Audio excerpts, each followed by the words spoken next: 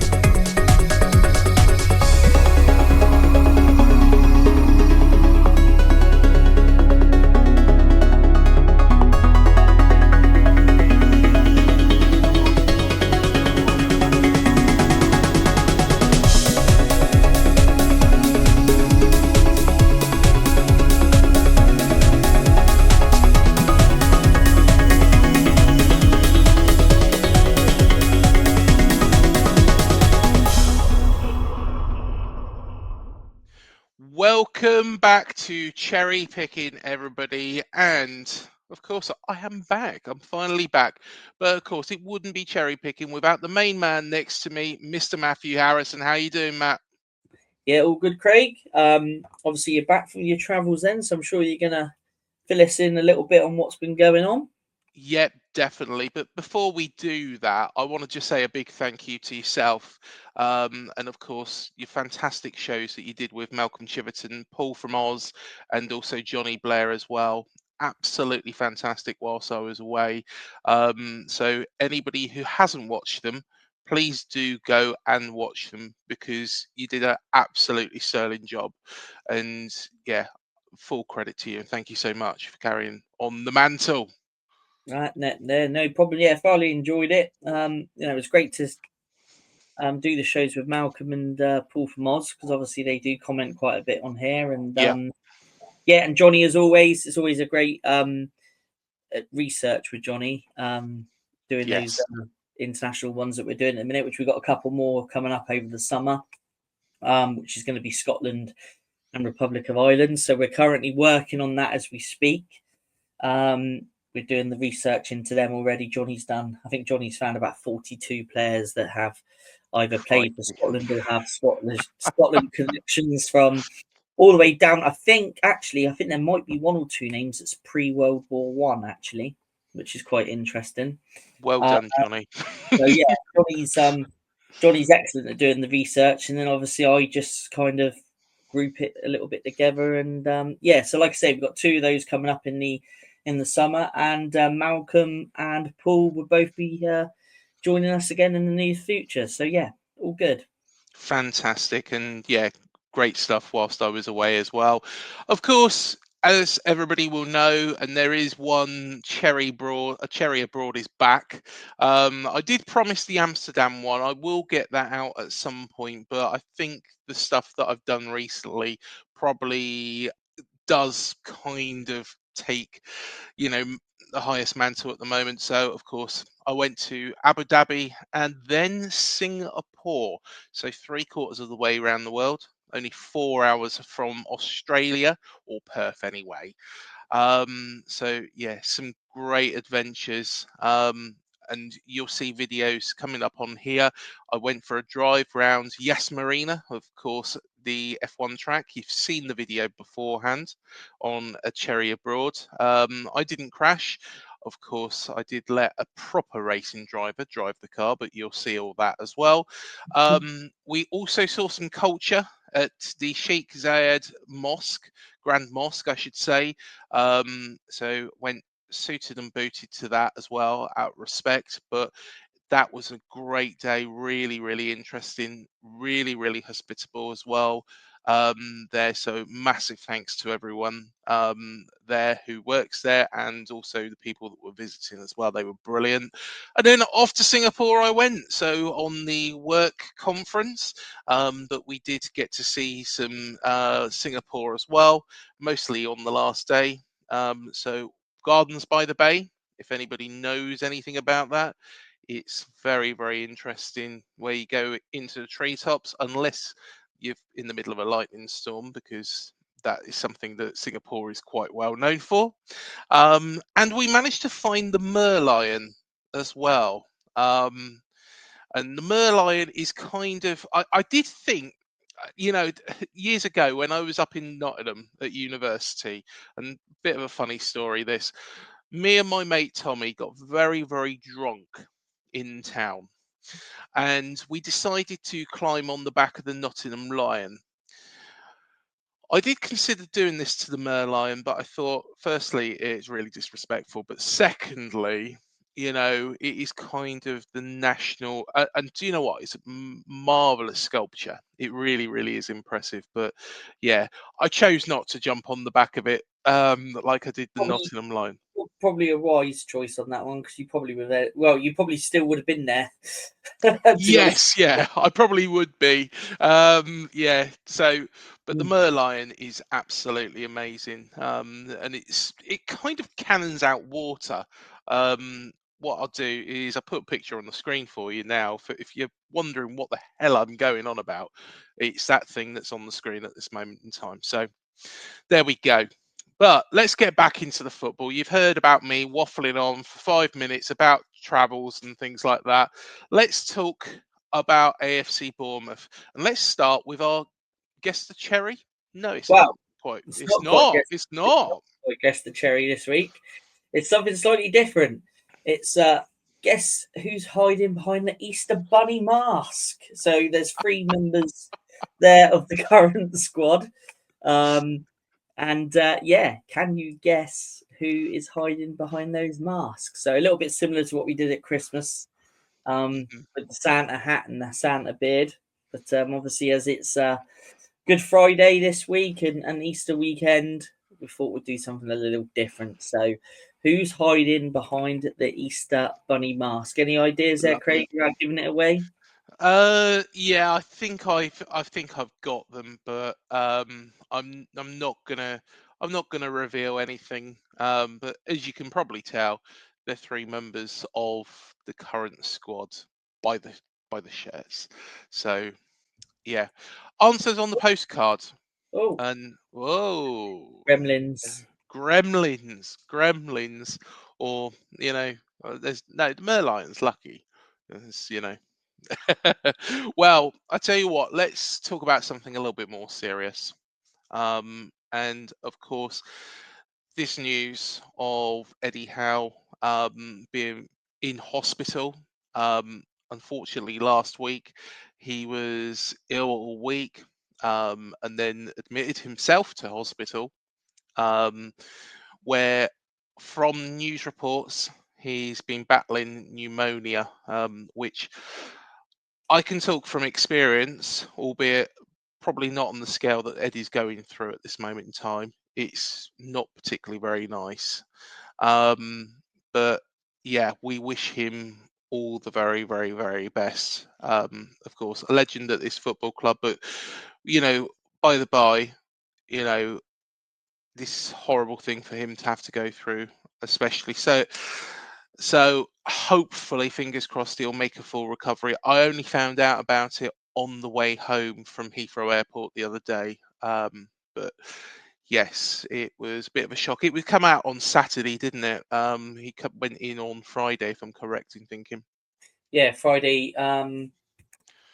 I saw JT's press conference, and he was saying there that it looked like he was poorly and he should be back in time for the Man United game. And then a few hours later, he'd obviously taken himself off to hospital. But obviously, we wish him all the best. Hopefully, he's back on the touchline soon. I know he's not back on the touchline for the Palace game and for the game this coming weekend. But it's a difficult one, isn't it? Having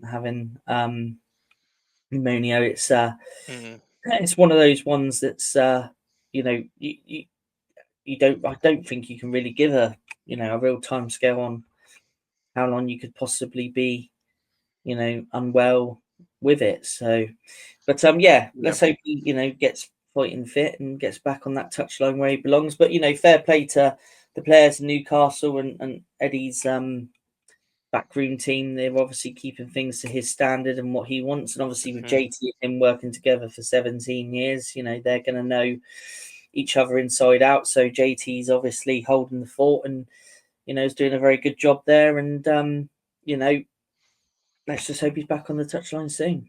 Yeah, most definitely. And yeah, it was an absolute shock when I saw it on that train home the other day. And yeah, we wish him all the very, very best. And I'm sure, he just needs to take as long out as he needs to, really. Just get himself fighting fit. Football comes second when situations like this. And pneumonia it's really, really not pleasant. So, yeah, we wish you the very best, Eddie, if you are watching this. Absolutely. Well, I tell you what, let's talk about our current manager as well. And this has actually come out at BBC Sport that Bournemouth have opened talks with Andoni Iraola on a new deal. This is what we all wanted. This is what we all hoped for. And hopefully, fingers crossed, things are moving. So Bournemouth owner Bill Foley is scheduled to fly to England this week, with the club intending to open formal talks with Andoni Iraola over a new contract. So I'm going to read through this. Sources close to the club have indicated that barring a last-minute change, American businessman Bill Foley will arrive in time to attend Saturday's Premier League match against Crystal Palace at Selhurst Park. Foley will then stay in the UK to officially open Bournemouth's new state-of-the-art training facility, which does look very, very impressive. And as you've probably seen, a couple of videos as well that have circulated. But also on Foley's itinerary will be discussions with manager Iraola, whose existing deal expires at the end of next season. The Spaniard, 42, has impressed since his appointment in June 2023 with the Cherries 8th in the Premier League and hoping to secure European qualification for the first time. Iraola joined on a 2-year deal before signing a 12-month extension in May last year.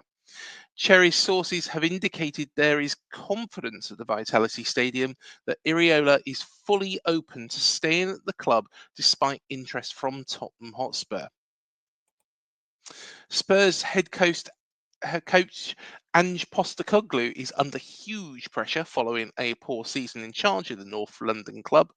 Iraola is among the names of interest to Tottenham if they sever ties with Postecoglou, but Bournemouth are hopeful of persuading their head coach to commit his future to the club before next season. Well, let's discuss this.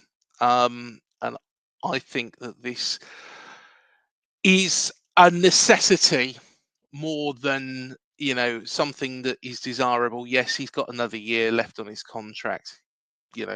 Great. He possibly would, even if he didn't sign this extension on that year. Without a shadow of a doubt, he seems to be a man of his words. He doesn't like to leave mid-season. He likes to join clubs at the start of a new season. But this is a necessity, firstly, in my mind, to keep our squad together, to make sure that we don't lose anybody. But secondly, it's kind of good business for this football club as well, because Iraola will be wanted by somebody. We've heard the name Real Madrid mentioned. Now, of course, if they get knocked out by Arsenal in the Champions League, which they are 3-0 down, Carlo Ancelotti, as good a manager as he is, will he really be favoured? He's a great manager, quality manager, but at the same time, Real Madrid's, deal in trophies.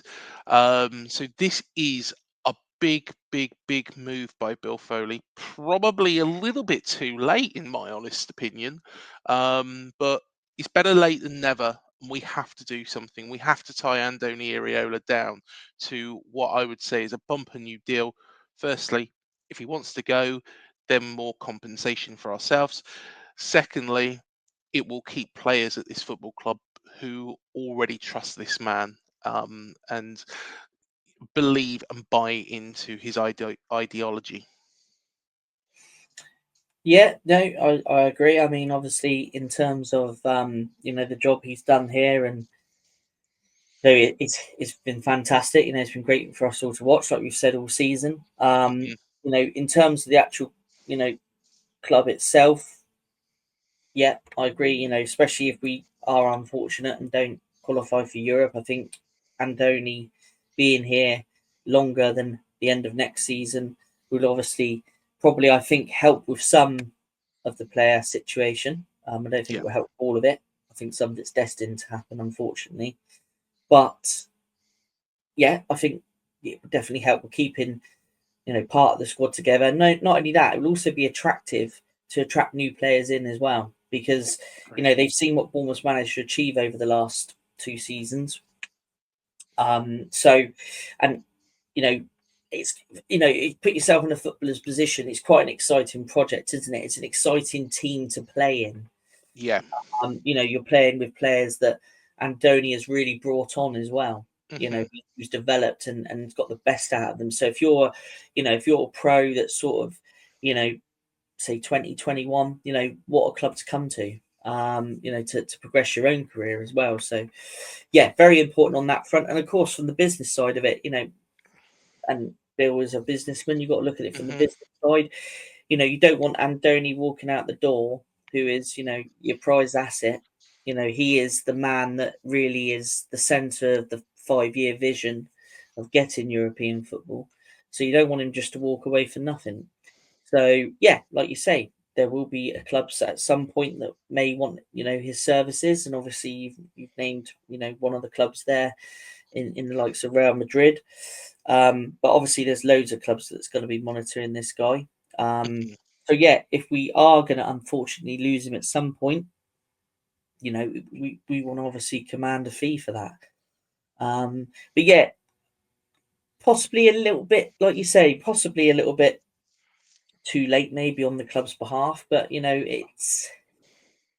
we don't always know everything that's going on in the background, do we? I think the most important thing is that this is happening, and unfortunately, we will know that if Andoni doesn't put the pen to paper, which I think he's going to, I'm quite confident. I think he's going to, but we know if he doesn't, we kind of know that maybe after next season, because I can't see him going before. So it will look as like at the end of next season, maybe his future does go elsewhere. But I would say, in all honesty, I think he's got a lot of faith in the squad here. I think he's got a lot of faith in the club. He knows the direction the club's going in. So I've got quite a lot of faith that he's going to put pen to paper on this one. How long for? I don't know. I'd like to see, further 2 years added to that. So he's got another 3 seasons to work at Bournemouth. Yeah. Obviously, everyone would love to see, longer, but let's be realistic. Managers don't tend to get the longest of contracts these days anyway, do they? So, I mean, I think if he got a 2-year extension, I think that'd be great. I completely agree. I do expect him to sign a contract. I think that Spurs, and we've said it before, and we don't need to go over this again, I think would be a terrible move for Andoni. However, will he see out those 3 years if, say, for example, he signs that 2-year extension? Honestly, and without being Mr. Negative, and I know people might look at this and go, he's being negative again. I don't think he will see out the 3 years. And the reason why he won't see out the 3 years is because he's done so well for us that I think a Real Madrid will come in. I think they will come in, but that is why these extensions are important, because it means compensation as well for the football club. It also does drive other players as well to stay on side. Now, if we don't see him sign the extension, that's going to be worrying from a player's perspective as well. And of course, without looking at every player's contract, it might be quite difficult to determine, but it it could see, a bit of an exodus, which we don't want. I've got full faith in Thiago and, of course, Frano, but to do the right things if that does happen. But at the same time, we're in such a good place at the moment. Do we really want to start again? We love this team. You love this team. I love this team. This team are the best team we've ever seen. That's no disrespect to the side that got us into the Premier League in the first place. They were all heroes because it was the first time they did it and we were probably the underdogs. But this team is just something completely different. It's a side that can compete for Europe year on year on year, and they're only going to get better. So hopefully, fingers crossed, we can keep the majority of them together. But this man is just pivotal to that. Lose this man, and we could see that scenario play out that we don't really want to.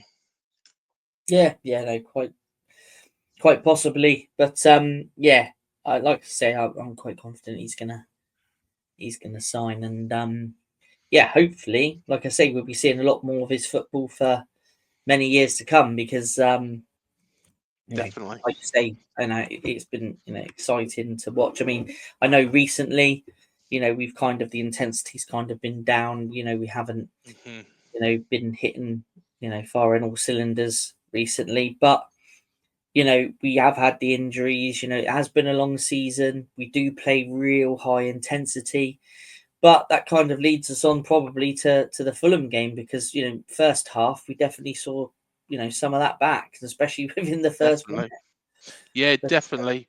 Well, Andoni, if you are watching this, you can borrow my pen. You probably got a better pen than me. You are a man of class, so therefore your probably pen's a bit more fancy. Probably costs a bit more than this freebie that I got from a event once for a work event.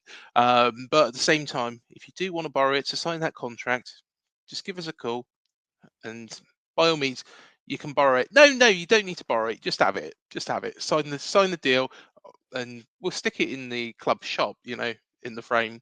Right, moving swiftly on to the Fulham game. Yeah, I'm sure he's got a much better pen than that, Craig. So I'm sure he's Yeah, got sort of a pen to put pen to paper, eh? definitely, mate. So Definitely. if they ain't got a pen to give him, I'd be a bit alarmed. But anyhow, Well, of course, we did get our first win in a number of games on the other night, on Monday night, in what was a fantastic performance against Fulham. Could it have been more? Don't rule Europe out. Let's discuss this and run through. So the Cherries hit the front as Semenyo pounced on Anthony Robinson. Of course, everybody says he's the best left back in the league, but I don't think so somehow. Loose touch and dispatched expertly beyond Bernd Leno.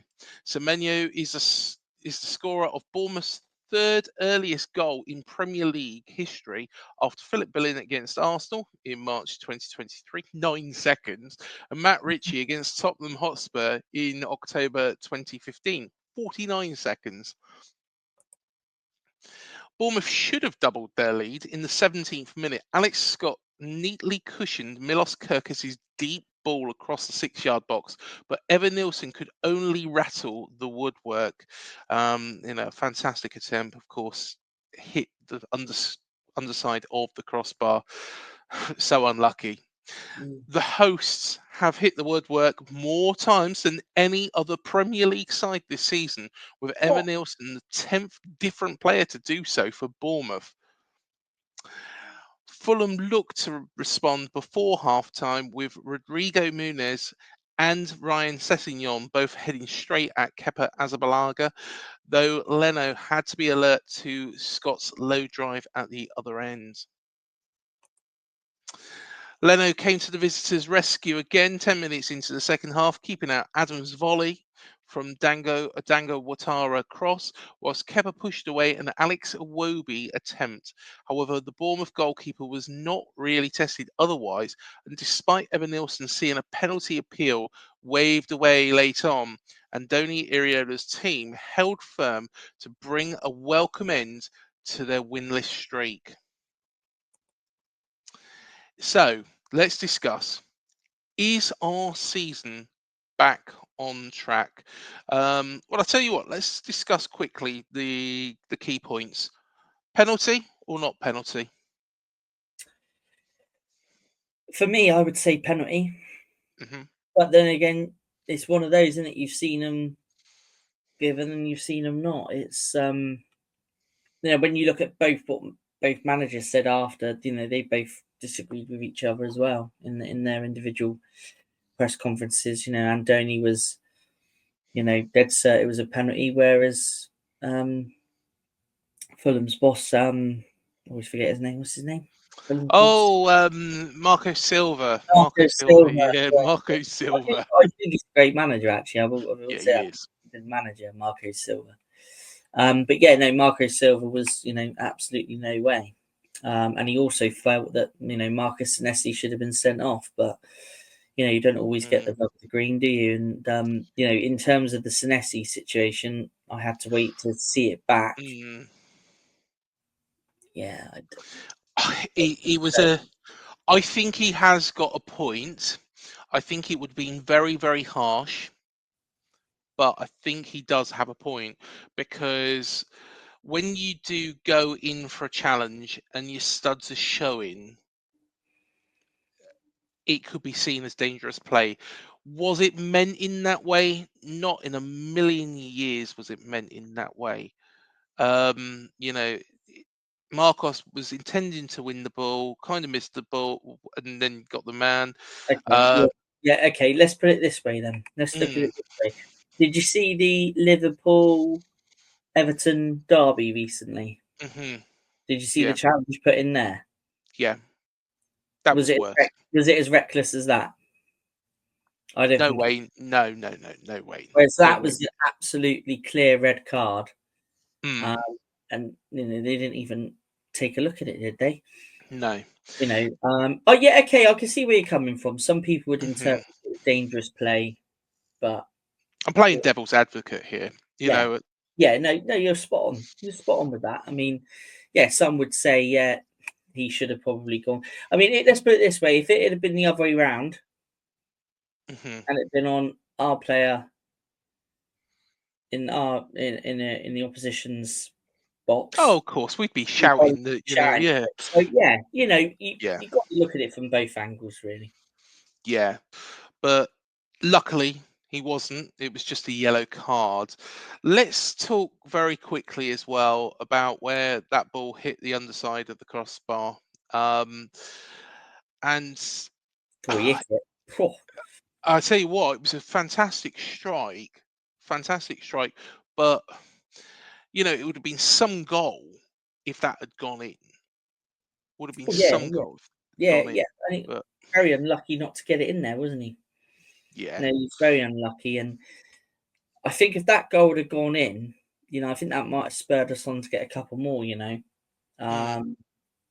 But yeah, it was just what was really pleasing around that time, because I think that was that like the 17th minute or something like that. Yeah, went under a little bit of pressure, didn't we, at one point? Yeah, but that first half, we looked a bit more like our old self again. Yeah, because the intensity has sort of been lacking, and like I said, I don't really blame any of the players or anything. It's been a long season. It has been a long season. We play such a high press, which you got to be so super fit to play that. I mean, the way even Ilson closed down balls from from the goalkeeper and the defence. I mean, they're always on it. And I thought I was really pleased with the first half performance. Whereas at West Ham the week before, we had chances to win that game, but then West Ham also, could have nicked it. There was a lot more, spells from West Ham than probably what Fulham had in this game. But I would say over the two games, to get the 4 points is pleasing after the run we've had. Even though we should have really taken our chances at West Ham and beaten West Ham, and it was disappointing to concede the goals, especially the second goal. It was disappointing to concede then, but I think with the run that we've been on, bearing in mind it's been 58 days before the Fulham game, I I think Yeah. 58 days since our last win. So for a side that's chasing Europe, that's not obviously European No. qualification form, is it? But another big thing as well is that we've taken 3 points off a rival that is also chasing Europe, which is a good thing. Exactly. So first half, very, very pleasing. I thought sort of the last sort of 15 minutes of the second half was kind of, oh no, not again. Let's, hold out for a win. I mean, holding on to a 1-0 is never easy. Especially when you score in the first minute. Yeah, I mean, to go on for another 89 plus, your stoppage, hold on to that. And Fulham are a very capable side, and I sometimes don't think Fulham get the credit they deserve. I mean, they've got a lot of talent. Yeah. And I remember when they were making the subs, and you think, geez, Smith Rowe's coming off the bench. I totally forgot about Smith Rowe. I still thought he was injured. Yeah. And if they're coming off the bench, you think, you know what, they've got, some real options at Fulham. Real options. And so overall pleasing. It's pleasing not to have been defeated by them this season. Actually, I think we got a draw away, didn't we? Yes. Draw away, if I remember rightly. So I think that man there, Dango, popped up with the equaliser, didn't he? So yeah, overall it was a pleasing performance. We just need to kind of try and take it on into the next game. But I also felt, Clive, he's a real big miss in that. Sort of. I mean, fair play to Scott. I've got to say, I was impressed with Scott, especially first half. Yeah. Just sometimes I think he's just a little bit agile, isn't he? A tackle goes in on him and he's on the depth. Maybe does he need to strengthen up a little bit? I don't know. I mean, he's a quality player. Scott is a player that I've rated since we signed him, and he's someone that I think is going to have an exciting footballing future. So yeah, it was pleasing to see him do well in that first half. I really did think he stood out, to be honest, and I like him more in that forward role. Yeah, deeper personally. But then again, you can see where he missed Clive and his intensity there behind the front man. We've looked really tired recently, but despite the tiredness, I can't think of, apart from one game, where we played really, really poorly. Against Brentford, we had our opportunities. I think Brentford, Thomas Frank did a job on us. Of course, the Spurs game, maybe we should have been out of sight. Maybe we should have won that one. West Ham, it's always going to be a tough game. Watch that in the Black Sheep in Dubai. So that was quite nice down by Dubai Marina, watching AFC Bournemouth. They had Ipswich versus Wolves on the other TV as well. So I kind of had to position myself in a different way. It was a bit of an awkward position to be in, but, managed to watch part of the Bournemouth match. The only game I can really say that we played poorly in this run was Ipswich. I think the Ipswich game was poor. Yeah. Well, I always find playing teams that are in that dogfight are always trickier anyway. Yeah. But for me, the most disappointing for that was that, again, the goals we conceded. I mean, especially the one from Delap, he was just kind of free to run through, Yeah. I still think there should have been, a couple of challenges there. But yeah, when you look back on the run, there's definitely games there that, we probably would have said we would have got 3 points from, Ipswich being one. Yeah. I just think since the Tottenham game up until sort of this week's game, we kind of haven't been ourselves, and there was glimmers there. So let's hope we can get that back because like you say, Europe is not out of the question. No. Andoni did make the point that the Fulham game and the up and coming Palace game were crucial to the season to achieving in that, and I think he's absolutely spot on. So we just got to keep the faith really, and like I say, like I've said all season, take one game at a time, and they still got to have the belief there. Still got to have the belief there because there's still everything to play for. You know, when you look after the Palace game, you know, you got United at home. Yeah. You know, I'm not being funny, but I think that's, should be 3 points. We should yeah, I mean, expect 3 points at home to Man United.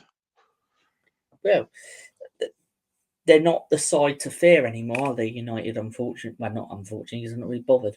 But you know, when you look back this time, 20 years ago, you could name the whole of Man United starting 11. Yeah, because exactly. they were winners. You know, they, under Ferguson, he had great players, generational players, like Skulls, for example, who I think is probably one of my most favourite midfielders. Yeah. To watch. You had players that were born winners. I mean, I couldn't really tell you any of Man United's starting 11 at the minute. Apart from Kobe Mainoo, who I really do rate. I don't think he's even been getting in the side lately, has he, Mainoo? No, this is the stupid thing about it. I think Amorim has such a huge job on his hands there that, I would expect us to beat them. But yeah, absolutely. This is what I mean. So, I mean, we've looked at the point at West Ham, 3 points against Fulham. I'm hoping we get 3 points on Saturday against Palace. But you think we come away with a point at Palace and they get 3 points against United? It's a good run of games again, isn't it? exactly. I mean, And I if think we just get 6 points out of the next 2 games, then I know we've got a tough run in. I know we've got Arsenal to come up. I know we've got Man City to come up. Man City are going to be, I think they've turned the corner now, haven't they? They're gunning to get that top 4 place. Yeah. I know place now counts as Champions League as well, but they want to be in the top 4. So they're going to be gunning for it. Talking of gunning, the Gunners are going to be, depending on the situation, then Liverpool may have clinched the title possibly by then or near enough then. So they're going to be fighting for every point until the end of the season because they won't want to give up second place, will they, when they've been there pretty much all season. That said, though, Champions League. Yeah, they may have that. Well, they are going to, aren't they? I think. Yeah. They're going to have the semi-final coming up as well for that. So, yeah, I know they say there's a tough run. We got Villa at home. Now, I watched Villa against PSG yesterday, and I thought they were excellent in that second half. Oh, outstanding. And I was really rooting for them to get the equaliser, take it on to extra time, because I thought that second half performance, I know a game's played over 90 minutes, but I thought that second half, because I only saw the second half, to be fair, I thought that second half performance was great. And so, yeah, Villa, we know what Villa can do, but then again, we know we can take points off Villa. We took the point off them at Upton Park, so there's no reason why we can't take 3 points off them at the Vitality. So, yeah, I know there's questions about our running, but I think, this game, the West Ham game and this game, was crucial that we got points from. 100%. It was great to see us looking more like our old selves again in the in the first half. Okay, second half was a bit trickier, but I just hope we can take some of this form into Saturday's game, which I'm sure Andoni is spurring the lads on to do. And we can get that decent, result at Palace. But Palace are a good side. They're looking at having a good season as well. Cup semi-final. Yeah. Yeah, definitely. Final piece on this game as well. Yeah. Zabanier, of course, Senesi coming to the side instead of Zabanier. Right decision? When I was in the toilet queue, Always starts with that. having a discussion with a few people, most of the thoughts was why on earth has he started Senesi? And then by the time we got to the end of the toilet queue, the second half was just literally about to start, and they announced obviously that Zabani had come on for Senesi. 3 or 4 people went, well, that should have been it from the start. Yeah, when you look at the partnership that injury is an unfortunate thing for Senesi, and Zabani have Yeah. made a good partnership. But obviously, Dino's come in. Dino's been excellent. He's, like we've said many, many times, years above his age in terms of quality, and he's just something else, that guy. But yeah, I do question. I know there's games as well. I'm sure he's probably, from looking at it from the manager's perspective, maybe he is trying to balance out a bit of game time. Yeah. Zabani has played a lot of games this season. Is it a case of trying to give players a bit of a breather here and there? Yeah, I kind of get that. Was it the right footballing decision? Well, we won the game. Yeah. Which is the important thing. Would I have started Marcus Nessie? Now, I'm a fan of Marcus. I love him. Got a shirt with his name and number on the back and all sorts. Really rated the guy since he came in. But no, I wouldn't have started him personally. Fair enough. But like I say, I think that was kind of the feeling, across the stadium anyway. Like I say, with where being in the toilet queue, chatting as you do, that was the vibe I got. That was the vibe I got there. So yeah, I would say probably, I wouldn't have started him.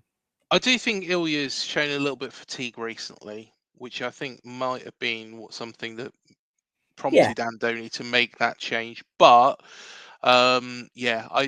I do see where you're coming from. But Senesi as well, what you've got to keep in mind and what fans have to keep in mind is going to be a big player for us next season if what is being rumoured happens. Dean Howson goes to someone like Real Madrid or somewhere like that. We're not going to be able to stop him going to a Real Madrid or a Liverpool. So at the end of the day, Senesi, it's important that we integrate him back into the side sooner rather than later, just so he's all ready to go for next season as well. It's a valid point. That is a valid point. But an answer to this question is Bournemouth season back on track. Yeah, I mean, if we'd have lost the last two games, then I probably would have said Europe isn't looking likely, is it? But no, I would say we're back on track. Let's hope we stay on track. Let's take some of this form from Monday night's game into the weekends, and let's get positive result with Palace, and then we look on to the next game. Well, fingers crossed we can go on a little bit of a run. Now, before we move on to our next piece, we are going to give a shout out to our two sponsors. So firstly, Touchpoint Telecoms. Do visit touchpointtelecoms.co.uk for all your business telecoms needs. Mark and the team will be able to help you everywhere from Somerset to Dorset, from Berkshire to Wiltshire, to London to Timbuktu, and everywhere in between. So do get in contact with him. And also do check out our main sponsors, Dental on the Banks. You can find them at dentalonthebanks.co.uk, and you can watch some of our first team players and former first team players getting their teeth sorted now.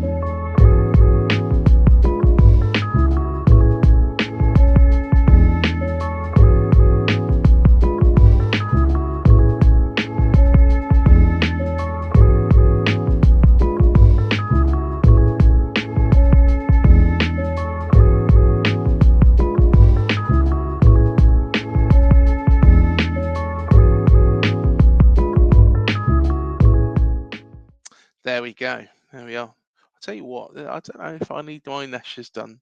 But yeah, I might give them a call at some point. Well, you went that far to go, will you? Let's be honest. Well, exactly. I'll come out with a pair of pearly whites. I look like, what do you call it? Look, $1 million. But I'll tell you what, let's talk about somebody else who is $1 million and somebody who was in that video and does have great teeth. And of course, somebody was talking just about that very man. Yeah. And just before we get going with this, actually, just Mhm. going back to the Fulham game, Yes. it was great to see Semenyo back on form as well. Okay, yes, he scored the goal, but not only that, during that game, I thought he was more of his old self again, which I think Agreed. lately, for whatever reasons, he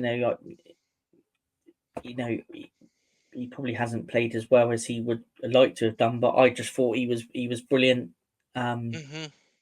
the other day. So yeah, let's hope he takes that into the rest of the season. But yeah, also his ex bosses been having a chat to Hawksby and Jacobs, as you were saying.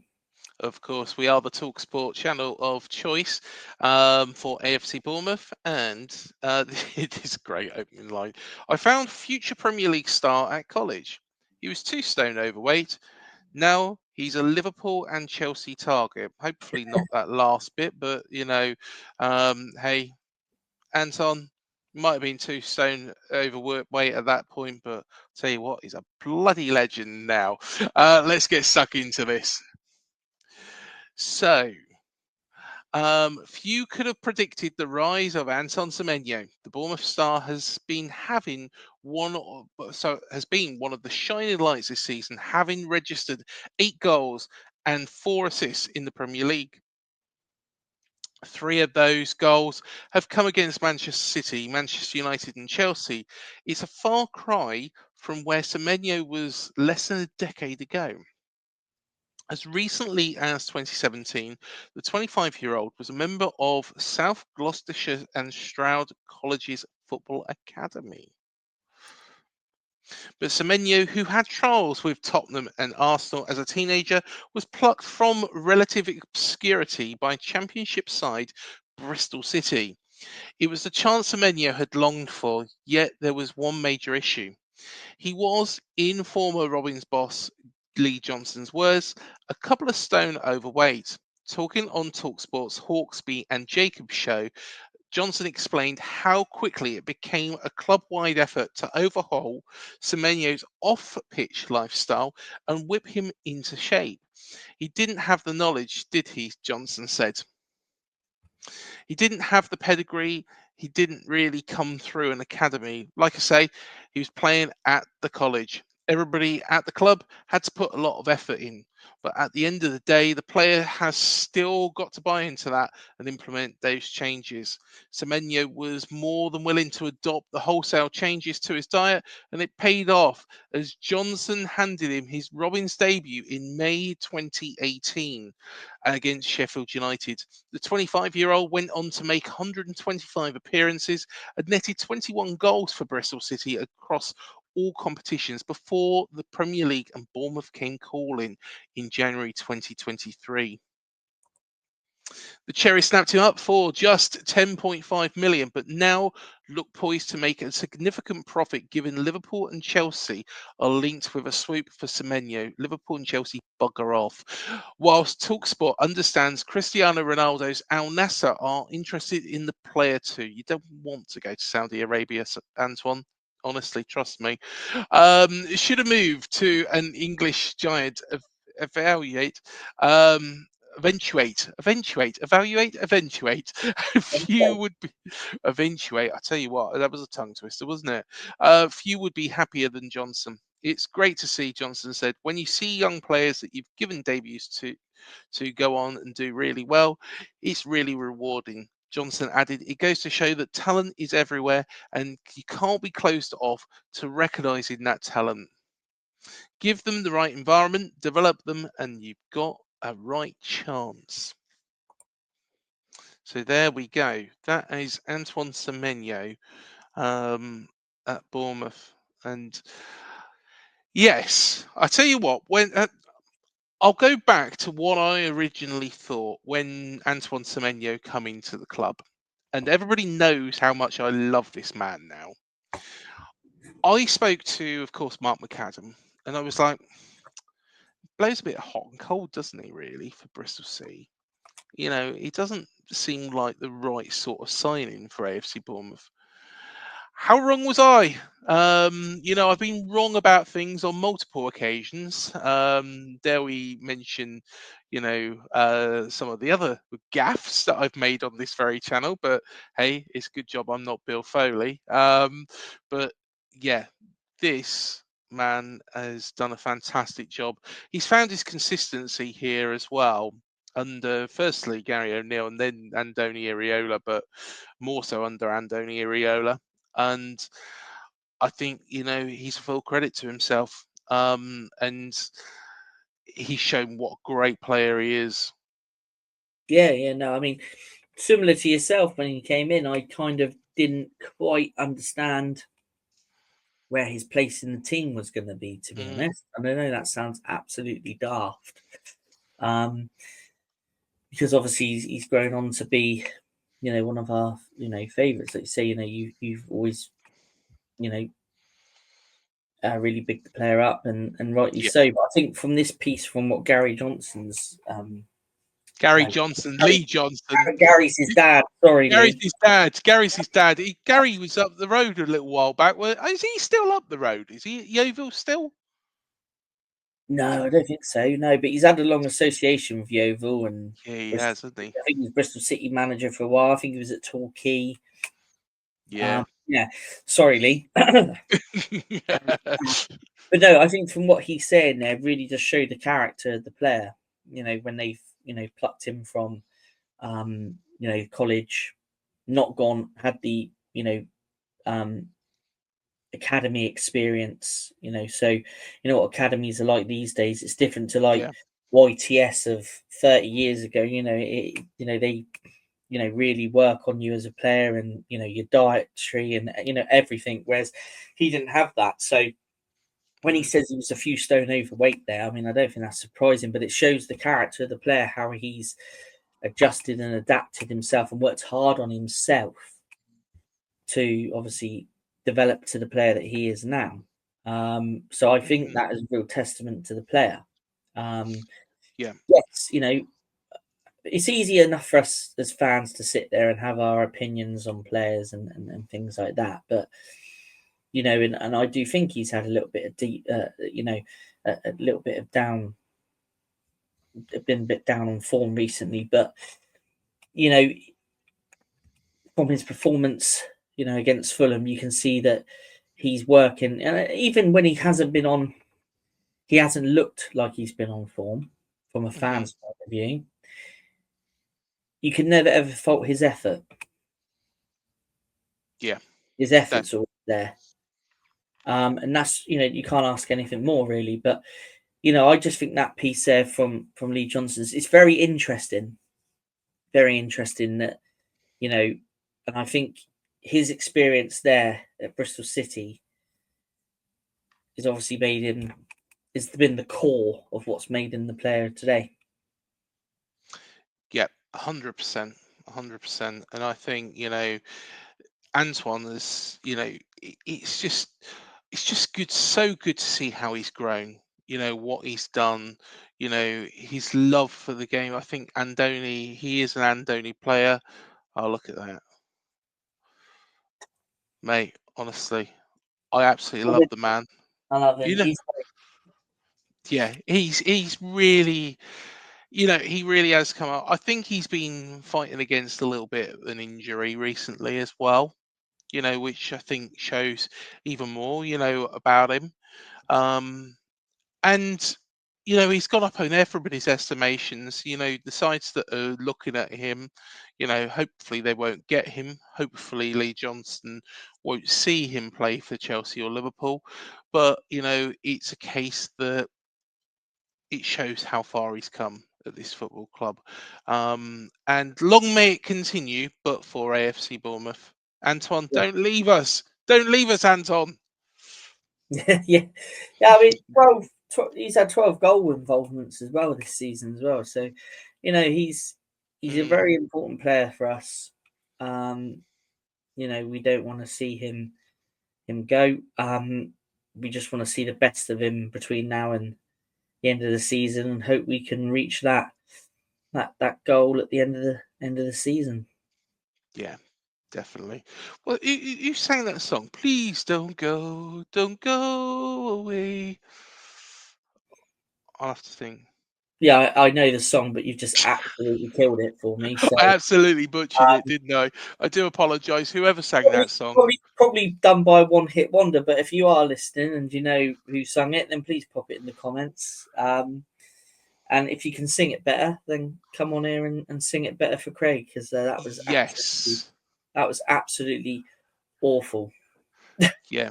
I do apply in the description below, or just drop me an email. There we go. You are more than welcome on this show, and you're more than welcome to tell me what a shite singer I am, which I know.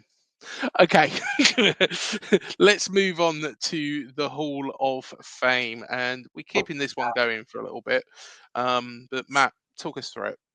Yes, so last week I was joined by Paul from Oz, and we had a great show last week. It was really good. Thank you, Paul, for coming on, and looking forward to doing the next one with you, and also to Malcolm as well.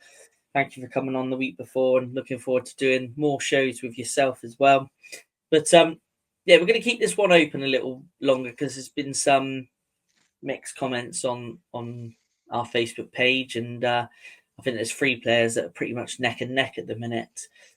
So yeah, this is going to stay live probably for another couple of weeks, and then we will tally up the votes, and who knows, there might be more than one inductee when we come to count the votes up in a couple of weeks' time. But so yeah, a few weeks ago we asked the question on the Facebook page, who has been your favourite Cherry striker over the years? And these were all the names that were mentioned in the comments. So these are the ones that are currently up for nomination into our Hall of Fame. So we've got Trevor Aylott, Jermaine Defoe, Tony Funnell, Trevor Morgan, Brett Pitman, Colin Clark, Phil Boyer, Callum Wilson, and Keith East. Now, if you want to hear myself and Paul discuss these in a little bit more detail, then tune into our cherry picking podcast called Tales from Down Under, where we discuss those players in a little bit more detail. But yeah, they're the ones that are currently up for nomination. And like I say, we will update everybody in the next couple of weeks. Excellent stuff. Excellent stuff. And remember, go on to the Facebook page to get voting. It's all on Facebook. It's all on Facebook. Yeah, none of this X or Twitter rubbish. Facebook is the place to be. And go and get involved in the group. Well, I tell you what, I think that pretty much covers everything off, but we have to reveal our Easter bunnies, don't we? Yeah, so there's one quick last look at Right. Easter bunnies there. Obviously, as it's coming up to Easter. So, go on then, Craig. Who do you reckon? Right.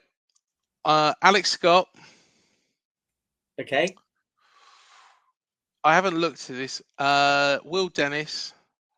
And I'm going to feel stupid by saying this, but Tyler Adams. How many have I got right? Well, let's see who is behind the mask. I've always wanted to say that. I'll tell you what, the Masked Singer, isn't it? Yeah, who is behind the mask? Well, there we go. Oh, well, I got 2 out of 3, but Evan Nilsson. Evan Nilsson. Sorry, Evan Nilsson. But yeah, there we are. I'll tell you what, that was good fun. It also shows that I don't cheat as well, because I could cheat, but I don't. Well, you could do. Yeah, I could do. I'd rather you didn't, because it kind of spoils the fun for me then as well. Exactly, it's more fun. It's more of a laugh, isn't it? But yeah, no, it's been a really, really good show this week. Like I say, hit like, hit subscribe, hit the bell button. Go and watch the previous cherry pickings as well with Malcolm, with Paul, and with Johnny as well. They're really, really good. do go check out my going to watch Lion City Sailors versus Sydney FC down under. Well, not so down under, but in Singapore. But yeah, that was a great experience. Of course, Lion City Sailors beat Sydney FC 2-0 on the night. However, Joe Lolly, do you remember him? Joe Lolly scored the goal for Sydney FC as they beat Lion City Sailors at home. But of course, Lion City Sailors make the final through because, of course, it's done over accurate. So, yes, Sydney. Who's the player you just mentioned there? Joe Lolly. Do you know? Do you have a little think about it? And have a little think about it. Who did he play for? And he played in a very, very important game. If I'm right in thinking, I'm just going to research this very quickly. Oh, Joe Lolly, spelt Lolly as in Lolly. No, EY. EY. Yeah, he scored for Sydney FC as they beat Lion City Sailors 1-0. But it wasn't enough to actually reach the final. The Singapore side go through, but he didn't play in that game. But he was part. No, he did play in the game. Actually, he played in the game when the goal went in. Who did he play for? Here we go. This is a quiz now. Who did he play for? Answers in the comments as well, guys. Don't skip forward. Don't Google it. Matt's Googling it. All rings a bell now. Do you know what? I was there thinking Norwich, but I got the right letter. But yeah. Now I do remember now. I do remember him being on the pitch that very night. Yes. He played against AFC Bournemouth in that 1-0 win against Nottingham Forest, where we were promoted back to the Premier League. He's now playing down under at Sydney FC and it's gone out against Lion City Sailors of Singapore. But there we go. He's got a good goal scoring ratio out there at Sydney. He does, yeah. He does. 61 games, 19 goals. Not bad for a winger. No, not at all. Of course, the A-League isn't probably the same standard of the leagues over here. It's probably the equivalent of League One. Oh, if you count the cup games, it's actually 62 games and 22 goals. Impressive. Very, very impressive. But yeah, he has gone out tonight for the Lion City Sailors. You will see loads more from my adventures down under, or not so down under, almost 4 hours away from down under. You will experience the Merlion. You will see Marina Bay Sands, what looks like a ship on the top of two very large lifts.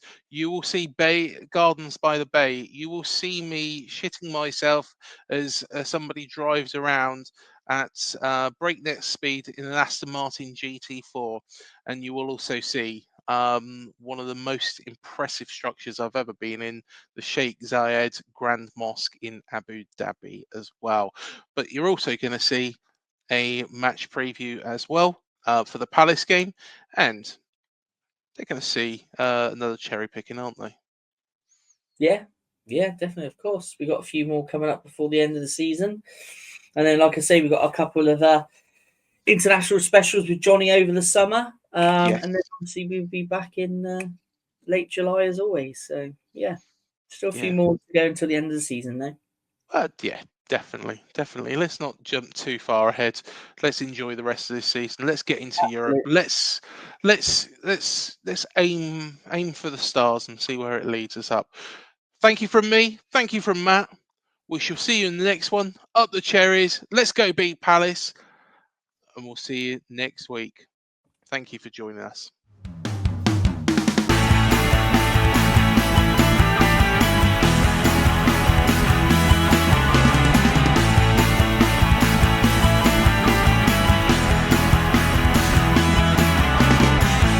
Talksport Talksport Fan Network. The ultimate on-demand destination for the UK's best fan-led football podcasts. Want authentic supporter insight on all things Bournemouth? Follow Up the Cherries in all departments on the Talksport Fan Network. Club-dedicated content created by the fans, for the fans. Search Talksport Fan Network.